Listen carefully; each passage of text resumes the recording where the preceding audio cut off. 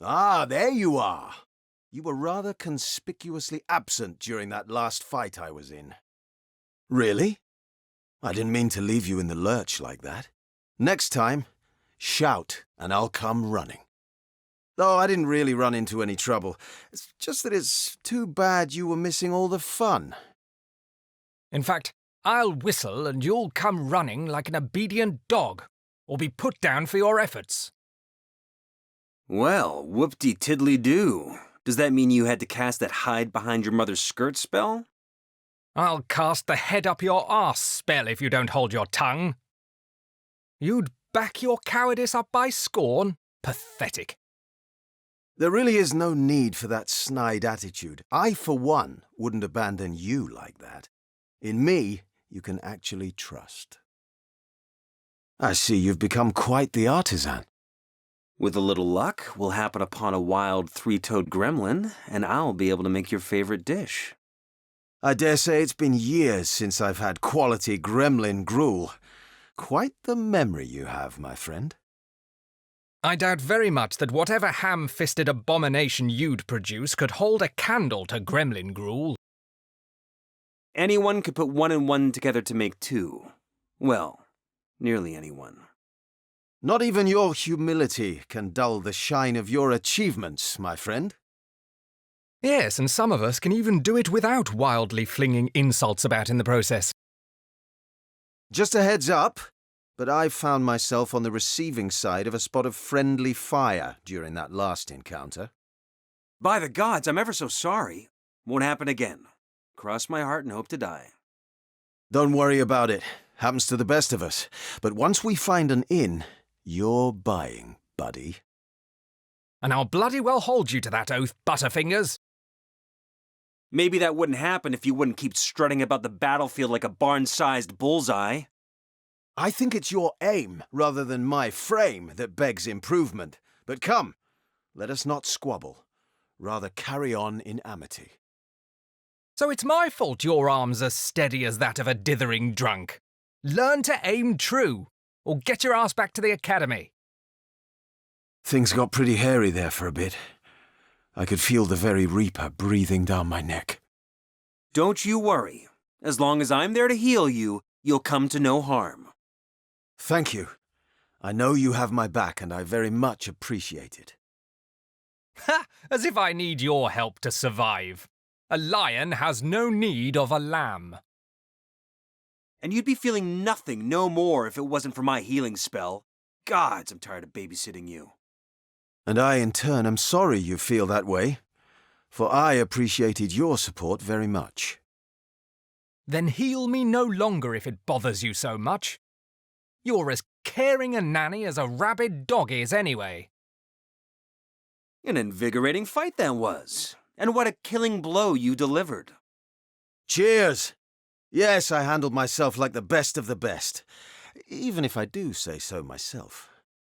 No need for false modesty where none is needed. You're a born source hunter, and that's a fact. Oh, there, I wouldn't go that far. Especially not standing in the blast radius of your soon-to-burst vanity bubble. You'd better save your petty compliments and learn from my example. That would serve us both. Gladly I'll learn from your example, and perhaps you'll learn from my courtesy. Wouldn't that too serve us both, my friend? Ha! Such mindless arrogance! Is it that I should learn from you? How to be more obnoxious than a jolly tax collector? Fool. Everything we do seems to fortify your abilities.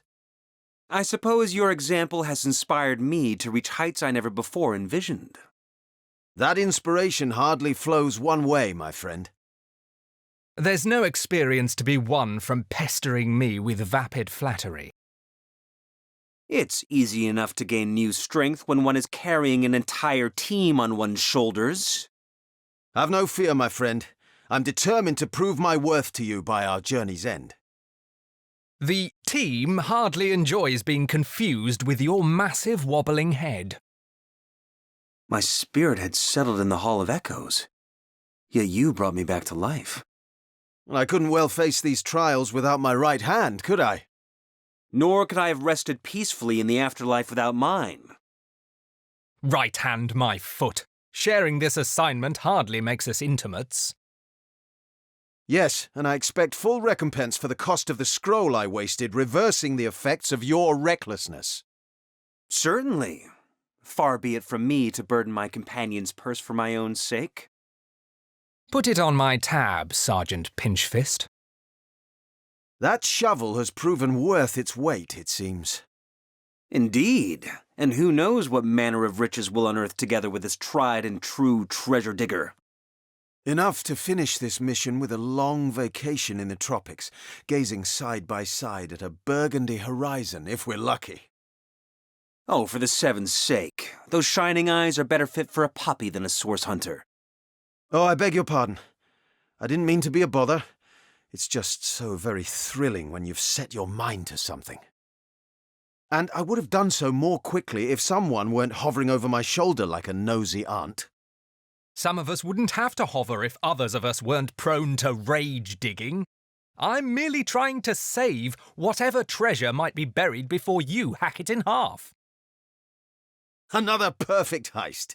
You sneak with the subtlety of a tried and true cat burglar. Why, thanks. I rather do, don't I? Ha! A few more heists and I'll be a fat cat in no time. No doubt about it. Your easygoing sleight of hand impresses me greatly, and will certainly continue to be highly advantageous to us both. I wasn't, in fact, complimenting you. I was pointing out that you're behaving like a villain, not the heroes we're perceived to be. Fat cat. Dirty rat, more like. You're calling me a thief, are you? A base and petty criminal? More the fool you if you think you're better than me. Hold your horses. I was complimenting you. To remain undetected and strike without being perceived requires great skill, which you clearly have in abundance. I call a spade, a thief a thief. As far as I'm concerned, you're not worthy of the title Source Hunter. Spoils Hunter fits you better. That's quite the valuable gift. Only the best for my favorite partner. Your kindness is a great comfort to me. I'll return this favor at the earliest possible moment. I hope you're not expecting something in return. I haven't anything I wish to part with for your sake. That's right. So don't shatter it to pieces if you can help it. Perhaps I'll decide to take it back later. You'll be welcome to it, my friend. I'll do my best to keep it safe and sound in the meanwhile. Go on and take it then. See if I'll make any use of a gift hard given. I need a moment to reflect. For the good of all, source hunters ought to be as altruistic as I, without exception. Your generosity honors our esteemed order. It does feel quite good to give of oneself to those in need. Those as giving as you are rare and exquisite as rubies. What a pleasure to behold you. I've grown increasingly selfless, but I wonder if I've gone too far. All this talk of giving, yet you won't offer me a moment's peace. What sort of source hunter is as soft-hearted as I've become? It's absurd.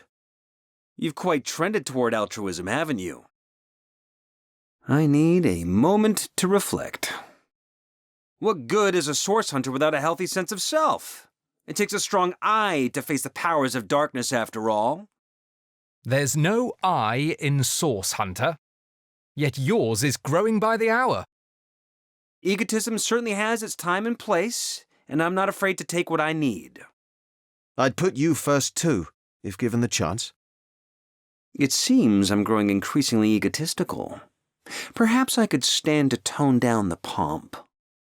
If you're done going on about yourself, we've got sorcerers to hunt. Gods, when did I become such a self-serving narcissist? A happy source hunter means a job well done. By serving ourselves, we serve the realm. I need a moment to reflect. Onward! Upward! Bring me our next trial and I'll seize it by the throat. Bold on the field, bold in the bedroom. Perhaps one day I'll find out if the old saying rings true. I seem to be growing quite bold. The fruit of experience, I suppose. Indeed. Your boldness has become quite the norm. None can malign confidence, but I wonder if my boldness borders on hubris. Our party would be lost without your stout heart and confident hand. I fear I've become the overzealous braggart I never wanted to be. If you were truly bold, you'd dare to keep these inane musings to yourself. I need a moment to reflect. Timidity of spirit often grows from a sharp intellect. Mine has served me well. Cautious as cat's feet, demure as a budding rose, your gentle nature is so very fetching. In our line of work, a bit of caution goes a long way. Timidity increasingly defines you indeed. There's a time for timidity, but I wonder if I've grown overcautious. I believe your brand of timidity quite balances our team. Blast my coward's heart! What sort of source hunter is as timid as I? If only we hunted trembling lapdogs, your timidity might serve you. I need a moment to reflect. Compassion is the true heart of our mission, and a banner I am glad to fight for. With each such display of empathy, I find myself drawn closer and closer to your kind soul. There's an old saying among the elders at Academy South. A source hunter without compassion is as a river without water. You've grown quite compassionate indeed. This recent compassion of mine will spell my undoing if I'm not vigilant. Enough about your so-called compassion. We've a mission to complete. I need a moment to reflect. Some may call me heartless. I'd suggest I know how to make difficult decisions for the greater good. What some call heartlessness, I call prudence, an admirable trait, and one I certainly admire in you. The heart has no true place in cold, hard decision-making, I say. Heartless you may be, but even heartlessness has its place. It seems I'm growing more heartless by the day. Compassion indeed seems rather less important to you of late. Gods, what's become of me? I never thought I'd count myself among the cold-hearted. Ha! What do I care about the state of your heart? I need a moment to reflect. I find it deeply gratifying to consider the wishes and feelings of others, and I'm glad to have been able to express it. Such empathetic kindness is so very rare among our order. You truly are something utterly special. A little consideration goes a long way in our line of work. I find your consideration a refreshing change from the usual gruffness of our fellow source hunters. I've always steered away from rudeness, but I wonder if I've become too considerate along the way. Do me the consideration of remaining silent then, will you? I fear my spine is turning to jelly. I'm a source hunter, not a doormat. It's true. You're growing more considerate by the day. I need a moment to reflect. Some may call me blunt, but I consider myself straightforward. A friend to truth and honesty. I, for one, hold those unafraid of simple truths in the highest esteem. They make the best friends, and the best lovers, too.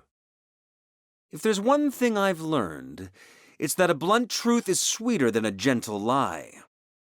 I quite respect your truthfulness, and I'm sure those we advise do, too. I've always valued honesty, but I wonder if my recent bluntness is doing more harm than good. There's certainly no opinion you won't express, is there? They say tact is the difference between being truthful and being blunt. I ought to take that into consideration. The question is, can you take as well as give? Let's try it out. I have no interest in this conversation. I need a moment to reflect. Ah, what pleasures await us in this lifetime. A healthy sense of materialism means we'll sample as many as possible before we perish. There's no harm in enjoying the world around us, even on the job, I say. We certainly live in a material world. It would be impossible not to give in now and then. I can see the two of us in a grand house with a succulent roast lamb between us, sharing all the finest things gold can buy. I'd never argue against enjoying life, but Perhaps I've given in to material pleasures once too often of late. Yes, your materialism is becoming more and more evident. Pah! I've become a slave to pleasure. Materialism has quite overcome me.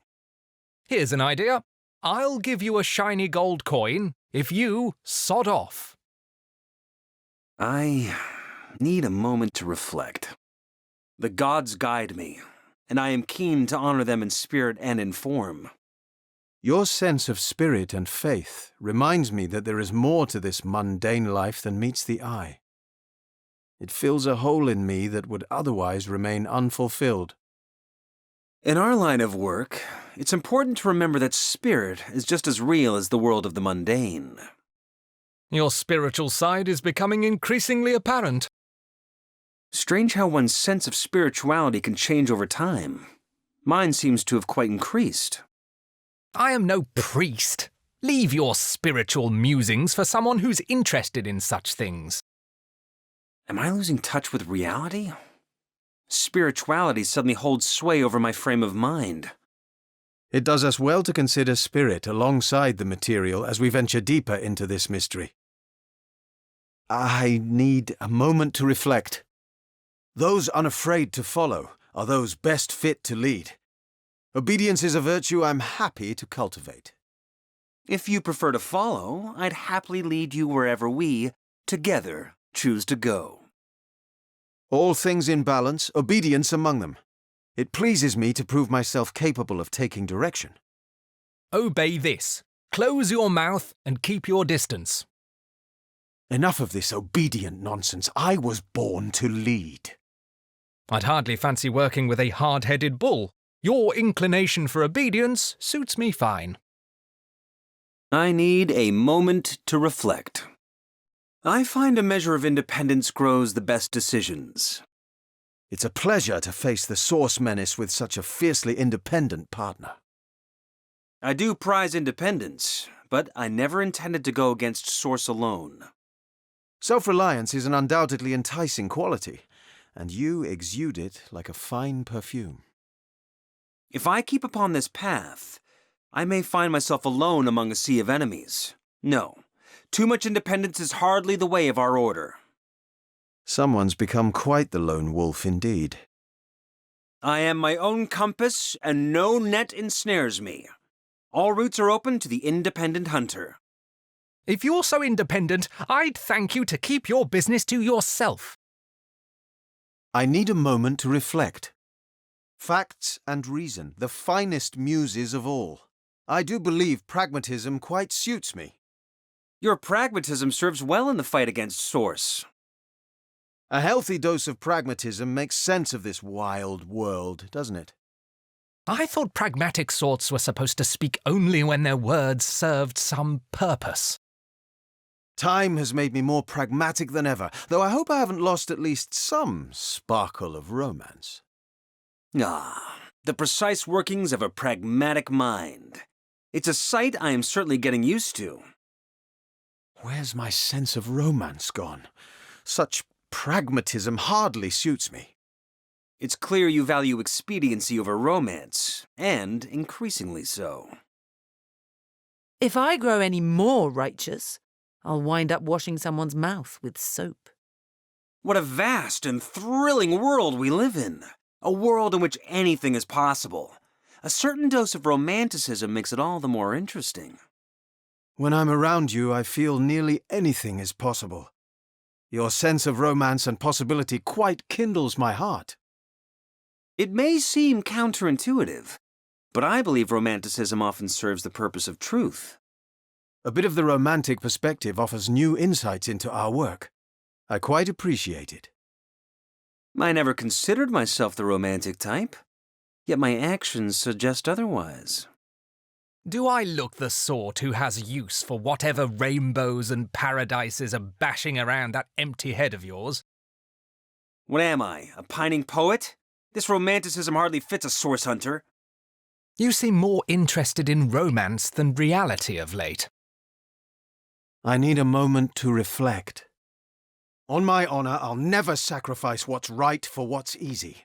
May the law ever be my guide. My hunter in shining armor, my paragon of right-doing. You are unmatched in loveliness and righteousness both. A righteous hand is the guide of every source hunter, and I am no exception. Your righteousness is most respectable. It is a pleasure to travel Rivellon alongside such an honorable soul. I've always known righteousness to be a value, but perhaps I've gone too far. If you grow any more righteous, you'll forget how to turn left. Get off your high horse and let's get back to work. If I grow any more righteous, I'll wind up washing someone's mouth with soap. You've grown quite accustomed to following the righteous path, it seems. I need a moment to reflect. Rules be damned! A true leader follows self-made rules alone. Long live the renegade, I say. It's the spirit of the law that counts, after all. I quite trust your judgment in this regard. It'd be hard to follow the letter of the law without failure. I suppose I do have something of the renegade in me. Indeed, you seem little concerned with obeying the laws of the land.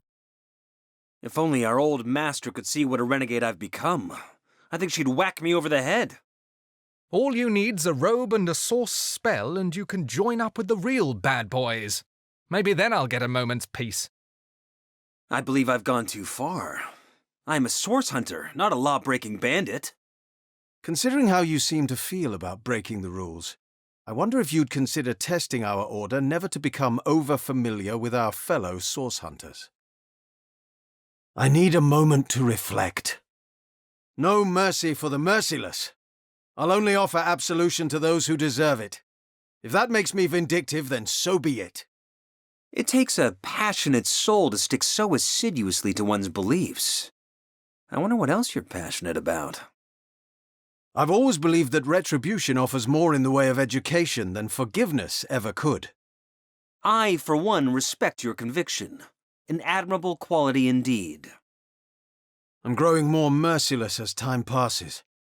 Or perhaps I've always been vindictive at heart. Indeed, your vindictiveness has grown apparent. I never wanted to become so vindictive. It's like I've forgotten myself. And I grow more vindictive the longer I must listen to your droning. I need a moment to reflect.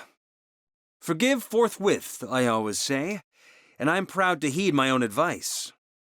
It is no small joy to join you, the paragon of mercy, on this journey. I am glad to offer forgiveness to those deserving of it. Well, forgive me for caring very little for your speculations regarding such matters. That will be my last facile reprieve. Of this I'm certain. You're quite quick to forgive, I've noticed.